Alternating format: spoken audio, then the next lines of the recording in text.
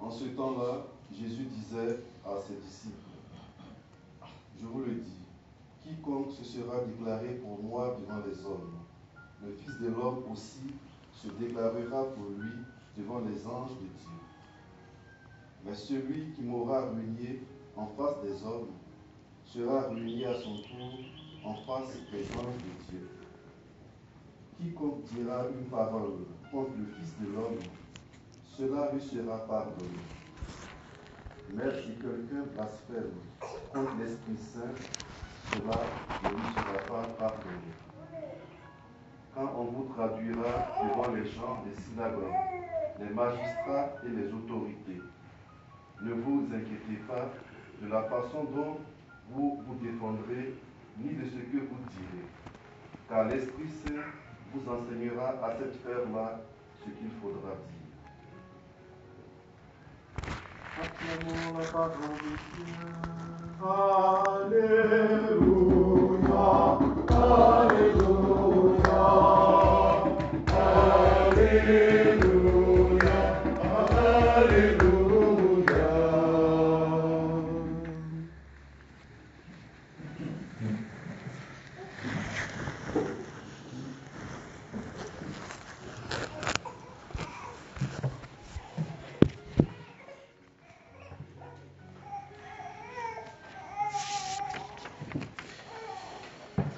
Comme je le disais au début de la messe, c'est quand même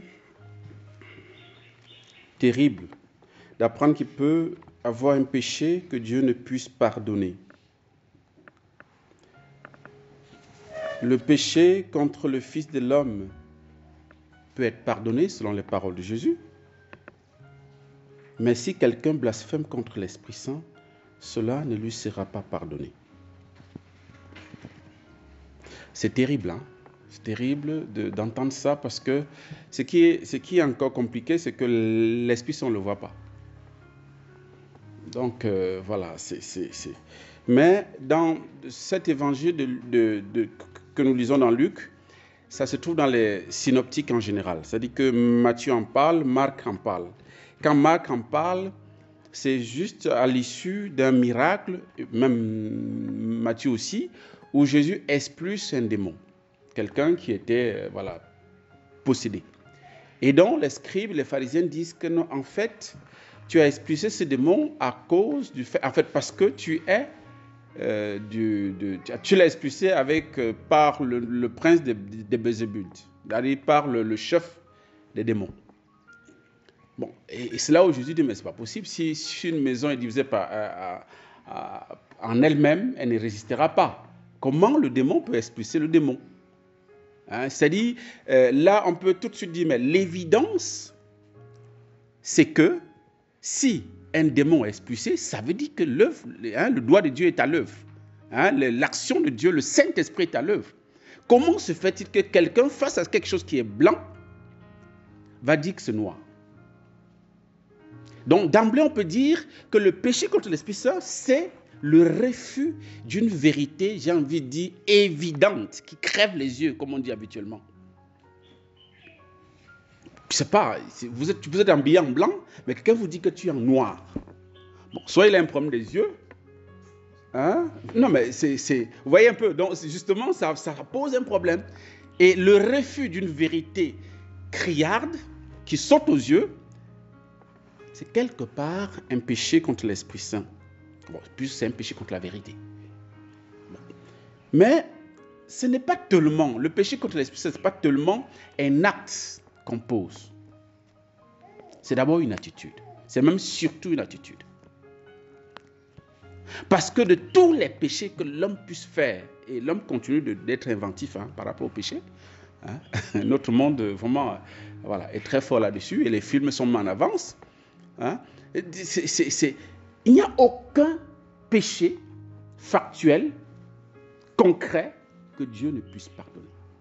Parce qu'il est dit, dans Jean chapitre 3, le verset 16 et suivant, verset que tout le monde connaît, Dieu a tant aimé le monde qu'il a envoyé son Fils unique afin que quiconque croit en lui ne périsse pas, mais qu'il ait la vie éternelle. Et au verset 17, il s'est précisé, car Dieu n'a pas envoyé son Fils pour juger le monde, mais pour que par lui, le monde soit sauvé. Voilà le programme de la mission de Jésus. Sauver le monde. Il n'a pas dit à l'exception d'eux. Non. Et Saint Paul va renchérir dans 1 Timothée 2, 4. La volonté de Dieu, c'est que tout homme soit sauvé et parvienne à la connaissance de la vérité. Voilà le projet de Dieu sur l'humanité. Il n'y a rien qui puisse empêcher Dieu. En fait, oui, en fait, voilà, c'est le plan de Dieu sur l'humanité en tout cas. Et comment se fait-il que dans le plan de Dieu, il y a quand même une exception. L'exception, c'est que celui qui pêche contre l'Esprit Saint ne peut pas être pardonné, est exclu du salut. Frères et sœurs, de notre côté, ce n'est pas évident. Nous ne pouvons pas objectivement dire telle personne qui est partie, cette personne-là n'aura pas la vie éternelle. J'aime souvent dire l'Église a le pouvoir, a la faculté de canoniser, c'est-à-dire de reconnaître que telle personne est au ciel, mais elle n'a pas le pouvoir de dire telle personne en enfer. Ce n'est pas son rôle dans tout le cas, c'est une mère. C'est une mère, elle est lumière du monde, elle est la mère nourricière, elle est celle qui continue l'œuvre du Christ, qui est celle du salut du monde tout entier. Donc l'Église n'est pas là pour vérifier, pour dire, bon, n'invoquez pas tel parce que c'est sûr que la personne est en enfer. C'est pas de ça. Ça, c'est réservé à Dieu. Dieu seul sait qui n'est pas avec lui au ciel. Ou bien alors, par révélation, comme on a vu le 13 dernier avec Fatima, où la Vierge Marie a montré l'enfer aux enfants de Fatima. Mais ça, c'est au-delà de l'apparition qui est reconnue, ça c'est sur Fatima, mais ça reste aussi des relations privées. Et donc, voilà, c'est à prendre avec des pincettes. Et donc, nous pouvons dire, parce qu'il faut quand même qu'on résout ce problème. C'est quel est le péché contre l'Esprit Saint? C'est quoi le péché contre l'Esprit Saint? C'est vrai qu'on a évoqué la question de la vérité, mais bon, est-ce que ça suffit? On peut dire que la personne qui est habillée en blanc là est plutôt en vert ou bien en rouge, parce qu'on a le problème de, comment on appelle ça? Il y a une maladie des yeux là, héréditaire là, qu'on appelle, voilà, on peut être de daltonien, et puis voilà, c'est possible. Est-ce qu'on va dire que cette personne a péché contre l'Esprit Saint? Non, c'est fini. Non. Je disais que c'est une attitude. Une attitude, c'est quoi? C'est un choix intérieur. J'ai choisi de ne pas adhérer à la vérité de Dieu. J'ai choisi de ne pas croire au Christ. Ou bien j'ai choisi de ne pas présenter mon péché à Dieu. Souvenez-vous que l'une des fonctions du Saint-Esprit dans le monde, l'un des rôles du Saint-Esprit, lorsque Jésus promet le Saint-Esprit aux apôtres, il dit, la première chose, il convaincra le monde de son péché. C'est la première fonction du Saint-Esprit. Nous révéler que nous sommes pécheurs. Et quand il nous révèle que nous sommes pécheurs, c'est pourquoi? C'est pour que nous demandons pardon. C'est pour que nous crions vers Dieu pour implorer sa miséricorde. Et donc, si ce premier rôle du Saint-Esprit est refusé, bien sûr, on ne voit plus le péché, forcément. Et donc, si on perdure dans cet état jusqu'à la fin de nos jours, et Dieu seul sait, parce que là ça nous échappe, ce qui se passe dans le cœur de quelqu'un qui meurt, si la personne persévère jusqu'à la fin, dans le refus d'accueillir le Saint-Esprit qui va lui révéler qu'il est pécheur et donc qu'il a besoin d'être sauvé, alors là, la personne rentre dans ce qu'on appelle l'irrémissibilité du péché. C'est-à-dire on ne peut plus pardonner. Parce que la personne a refusé jusqu'à la fin. Et c'est lié à la liberté de l'homme. L'usage de notre liberté, qu'est-ce que nous en faisons? Et jusqu'à la dernière minute, Dieu ne va pas nous sauver par forcing. Il ne va pas dire, je t'impose mon salut. Non, c'est qu'il cesse d'être Dieu. Dieu n'est pas un dictateur. Il est amour. Et donc, mais il va nous poursuivre de son salut jusqu'au dernier moment de notre mort, notre vie plutôt, pour que nous puissions accueillir son salut librement. Donc c'est une attitude, c'est un choix intérieur que de tomber dans ce péché contre le Saint-Esprit. Jusqu'à la dernière minute, j'ai dit non à la lumière de Dieu. J'ai dit non à l'amour de Dieu. Et c'est alors que je peux rentrer dans ce péché. Et dans Matthieu, il est dit, c'est un péché qu'on ne peut pardonner ni en ce monde, ni dans l'autre. Bon, là, ça ouvre notre brèche que je ne veux pas développer ici, sinon on va passer la nuit, on va passer la journée. Voilà. Donc, c'est vraiment ça, c'est une attitude intérieure d'une personne consciente jusqu'à la dernière minute. C'est ça le péché contre l'Esprit Saint, le refus de la miséricorde de Dieu sur sa vie. Ceux qui disent Dieu ne peut pas me pardonner le mal que j'ai fait sont ceux-là qui entretiennent cette attitude-là. Il ne faut jamais le dire, frères et sœurs. Ce n'est même pas possible. Puisque on l'a dit en début, en priant, n'est-ce pas, la collecte, la miséricorde de Dieu est sans mesure.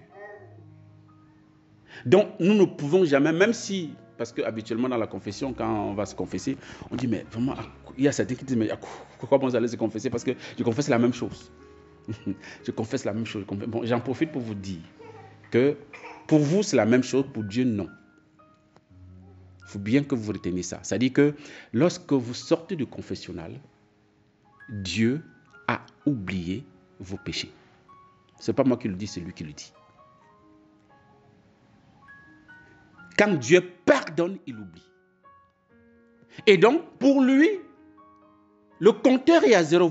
C'est comme si, c'est-à-dire que si vous faites pour vous, c'est la millième fois que vous faites le même péché. Pour Dieu, dès lors que vous sortez que vous faites ce péché, pour Dieu, c'est la première fois. Il ne faut jamais que vous dites, je vais aller confesser encore la même chose la 100e fois. Il ne faut jamais. Dès que vous avez cette idée-là, ça ne vient pas de Dieu. Ça vient peut-être du démon. Pour vous décourager d'aller à la miséricorde, n'est-ce pas, de Dieu. Ne vous découragez jamais. Parce que la miséricorde de Dieu est infinie. C'est-à-dire qu'il n'y a pas de limite. Amen. Voilà, demandons cette grâce à la Vierge Marie, qui est la mère des miséricordes, qui est celle qui est toujours ouverte, qui intercède sans cesse pour nous, qui est toujours en train de compter que nous pouvons à tout moment encore nous tourner vers son Fils et être sauvés. Donc invoquons-la aujourd'hui sur nos vies et avec elle, prions pour notre monde qui se perd, pour tous ceux qui doutent. Il y a même entre guillemets les églises de Satan. Je ne sais pas si vous savez, ça existe. Il y a des églises de Satan. Donc voilà, même ceux-là, on ne peut pas dire qu'ils sont condamnés. Eux, ils adorent Satan. Mais on ne peut pas d'emblée dire qu'ils sont condamnés. Nous avons, le devoir d'intercéder pour tout le monde, y compris ces gens-là, pour que, avant qu'ils ne quittent le monde, ils puissent accueillir la miséricorde du Seigneur. Amen.